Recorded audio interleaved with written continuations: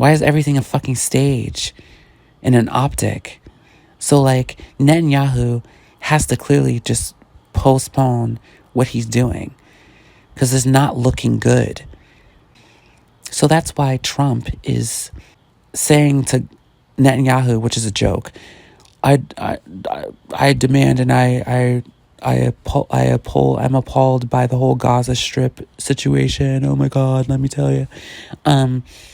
They've already had a conversation about this. Netanyahu has to kind of stop for a little bit. They have to wait. They have to. Or it's like the American public are just going to get more and more amped up and possibly do something about their government. So they're like, they're like kind of like referring to the playbook right now, like, oh, what do we do now? So the one thing that they go to is optics. Okay, to try to protect the fake Star of David state, let's pretend like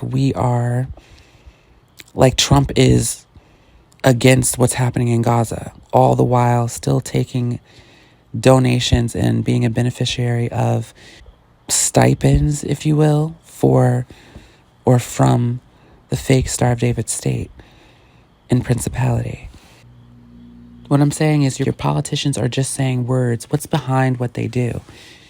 If you always have it in your mind that Netanyahu represents the fake Star of David Principality and their agendas, then everything that Trump says in regards to them, you have to look at it two ways.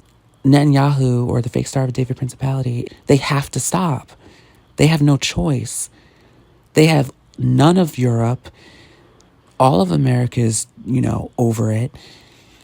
Nobody around the world, like, they are just doing this by themselves. They have no real support. They have America, quote unquote, but that is if the American public just don't say, you know what, screw this. And they're getting to that point. So to diffuse the situation and to diffuse the conspiracy, which is true, they have to make an optic that Trump is against the fake Star of David state when he's not. It's just words. It's just words for now. And then, he tells his grandfather Mossad, let me tell you. Listen, grandfather Mossad, I'll handle it. Give it 6 months. These idiots won't even know. Let me tell you, they won't even know. And he's doing this con game, right?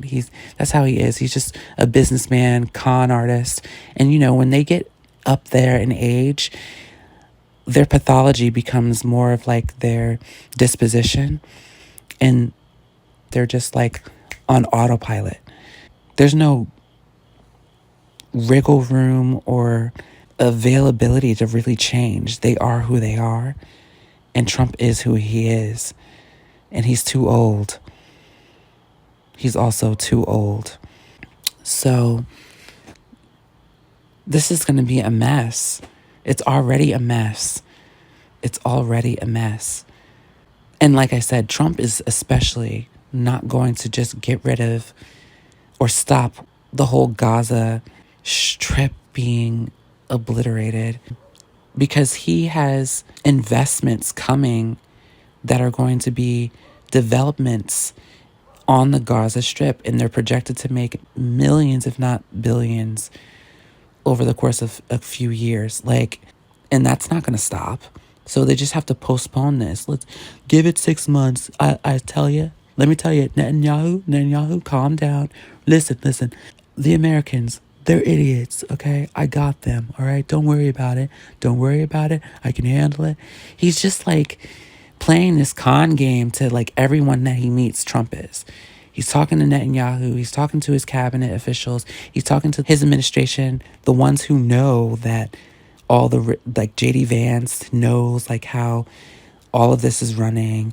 Stephen Miller knows how all of this is running. But then, Pam Bondi, she doesn't know shit. she thinks like she's protecting white supremacy, and this is not exactly what that is about. It's beyond that. And it's not about money either. They're not just corporatists. This is about, I've said this before, blood and DNA. And that whole image of white, blonde, blue eyes, that's something they sell Caucasians to acquiesce to in America. But that is not the original bloodline and DNA that they're trying to go for. That is just something that they sell you to preoccupy you so that you can, as MAGA or whatever white supremacist that you are, can be harping on and stuck on that. The agenda has always been the Assyrian type of homunculus / Caucasoid / Caucasian. The one that looks like a hairy-backed skeevy Russian. It's always been like that.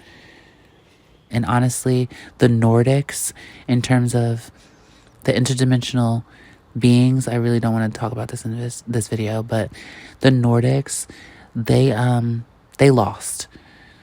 The Assyrian / Anunnaki type homunculi, that type of Caucasoid, for some reason saw the Nordic and the Pleiadian as a threat.